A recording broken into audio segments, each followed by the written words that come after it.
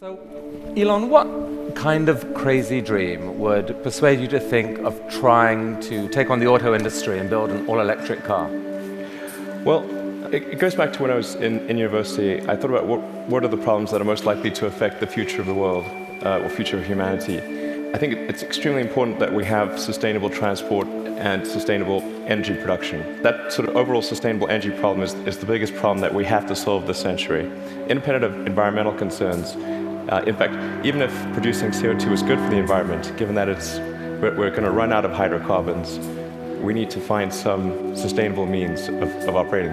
Most of American electricity comes from burning fossil fuels. How can an electric car that plugs into that electricity help? Right. There's two elements to that answer. One is that even if you take the same source fuel and produce power at the power plant and use it to charge electric cars, you're still better off.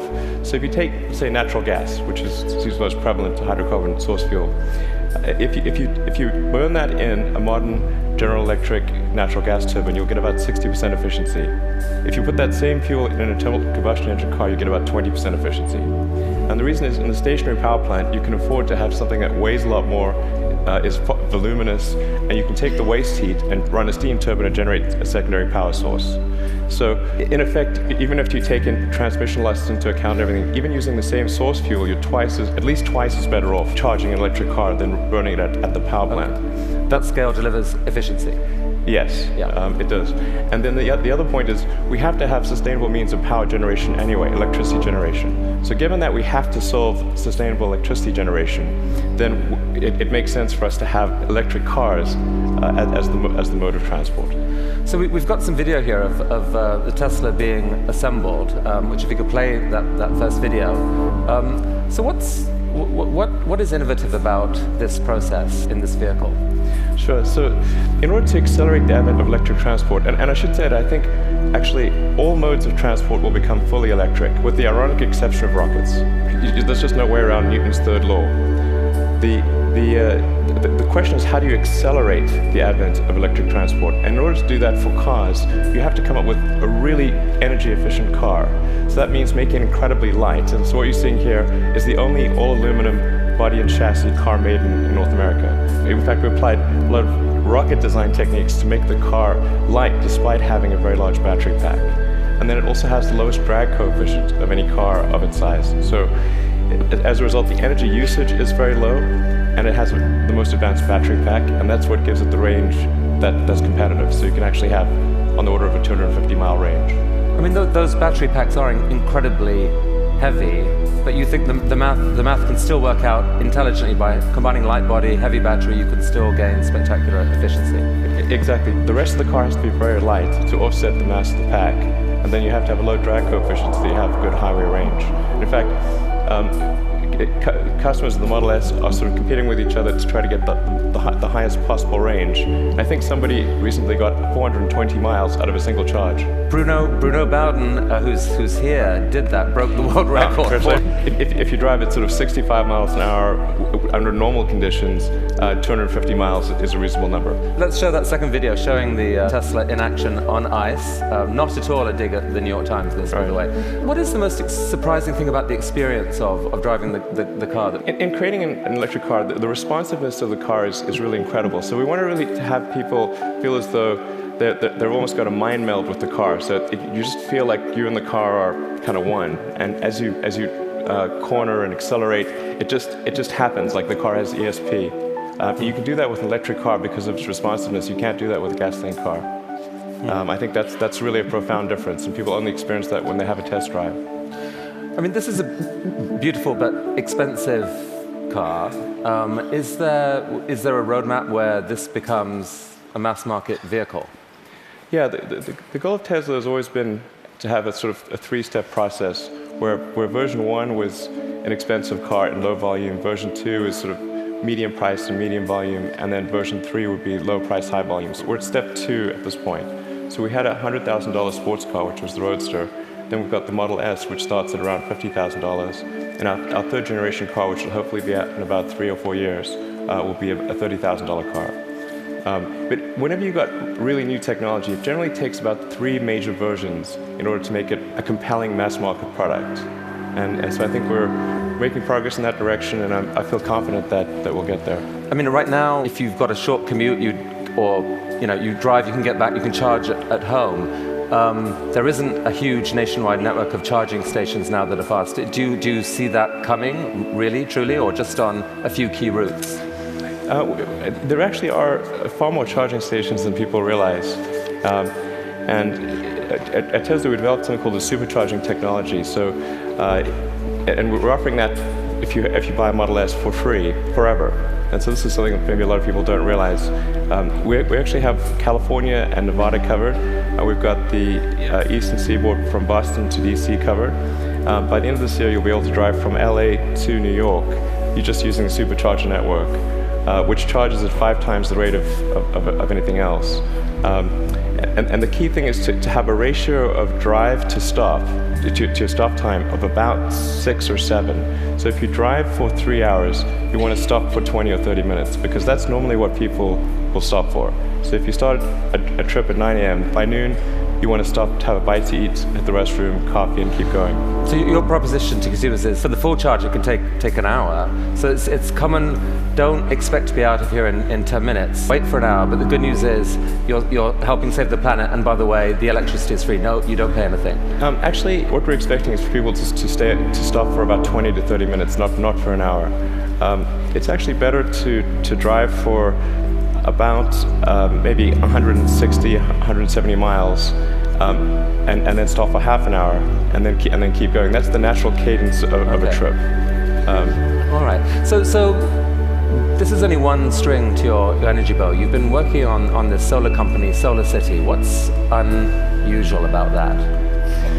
Well, as I mentioned earlier, we have to have sustainable electricity production as well as consumption. So I'm quite confident that the primary means of power generation will be solar. I mean, it's really indirect fusion is what it is. We've got this giant fusion generator in the sky called the sun, and we just need to tap a little bit of that energy for purposes of human civilization. Most people know but don't realize they know is that the world is almost entirely solar powered already. If the sun wasn't there, we'd be a frozen ice ball at 3 degrees Kelvin. And the sun powers the entire system of precipitation. The whole ecosystem is solar powered. But in a gallon of gasoline, you have effectively thousands of years of sun power compressed into a small space. So it's hard to make the numbers work right now on solar and to remotely compete with, for example, natural gas, fracked natural gas. How are you going to build a business here? Well, I'm confident that solar will beat everything, hands down, including natural gas. How? It must, actually. If it doesn't, we're in deep trouble. But you're not selling solar panels to consumers. What are you doing? No, we actually are. You can buy a solar system, or you can lease a solar system. Most people choose to lease. And the thing about solar power is that it doesn't have any feedstock or operational costs. So once it's installed, it's just there. It works for decades. It'll work for probably a century. And this is so therefore the key thing to do is to get the cost of that initial installation low, and then get the cost of the financing low.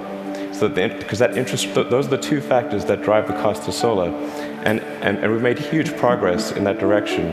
And that's why I'm confident we'll actually beat natural gas. So your current proposition to consumers is, don't pay so much up front.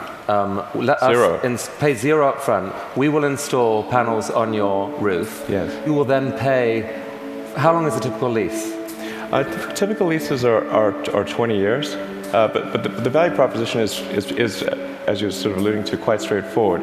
It's no money down, and your utility bill decreases. So Right. it's a pretty good deal. So that seems like a win for the consumer. No risk. You will pay less than Yeah. you're paying now. And for you, the dream here then is that, I mean, who owns the electricity from those panels for the longer term? I mean, how do you, the company, benefit? Well, essentially, SolarCity raises a chunk of capital, and from say a company or a bank. Google's one of our big partners here, and they have an expected return on that capital with that capital, SolarCity purchases and installs the panel on the roof, and then charges the homeowner or business owner a monthly lease payment, which is less than the utility bill. But you yourself get a sort of long-term commercial benefit from that power. You're kind of building a new type of distributed utility. Exactly. What it amounts to is a giant distributed utility. And I think it's a good thing, because utilities have been this monopoly and people haven't had any choice. So effectively, it's the first time there's been competition for this monopoly, because the utilities have been the only ones that own those power distribution lines, but now it's on your roof. So I think it's actually very empowering for homeowners and businesses. And you really picture a future where a majority of power in America, like within a decade or two, or within your lifetime, is solar? I'm extremely confident that solar will be at least a plurality of power, and most likely a majority. And I predict it will be a plurality in less than 20 years. I'd say I made that bet with someone. The definition of plurality is? More from solar than any other source. Who did you make the bet with? With a friend who will remain nameless, but just between us.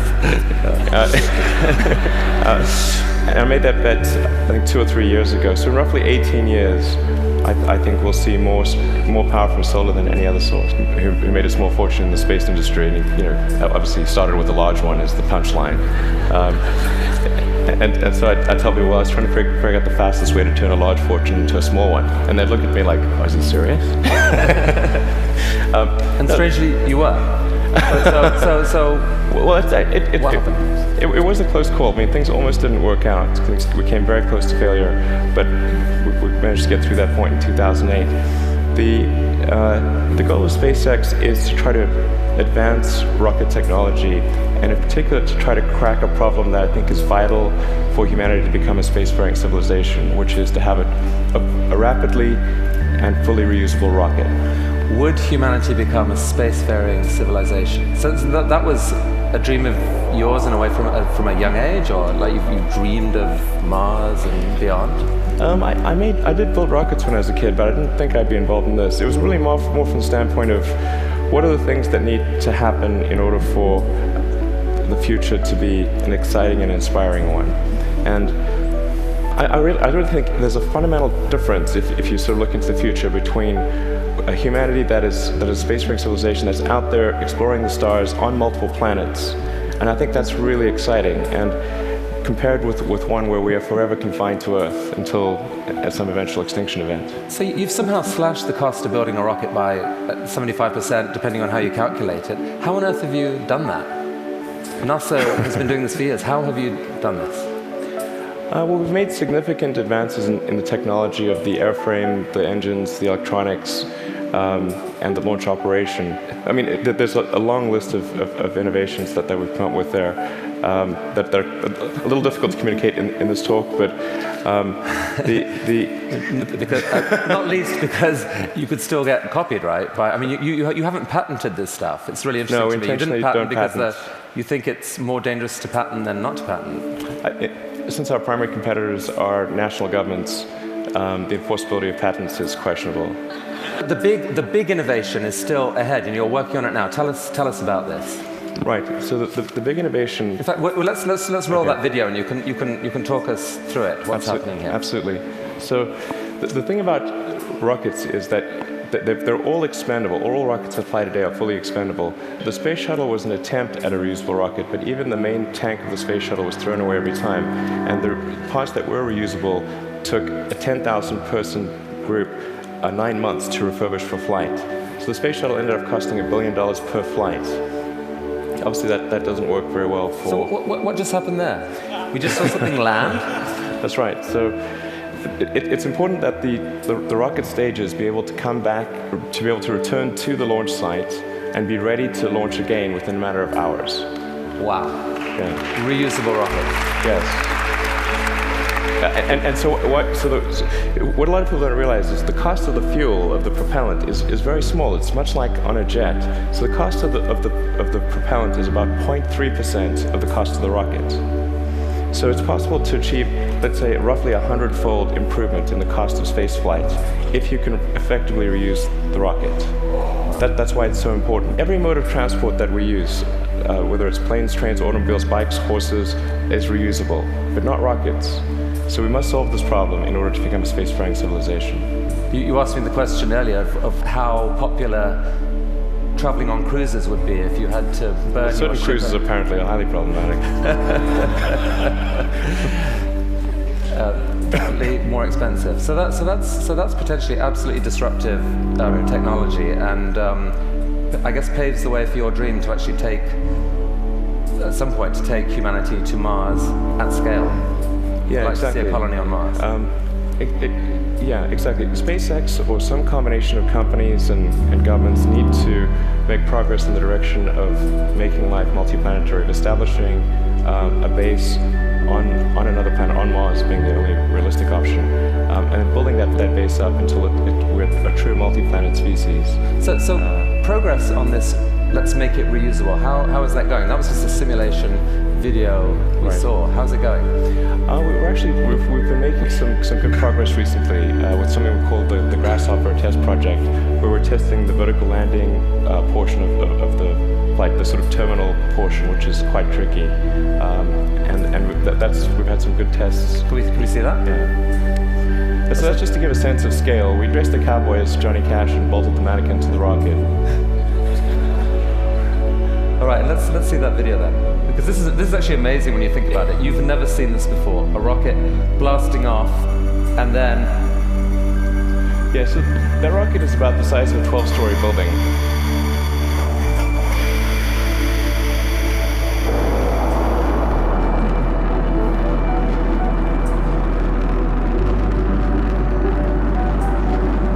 So now it's hovering at about 40 meters. And it's constantly adjusting the angle of the pitch and yaw of the main engine and maintaining roll with cold gas thrusters.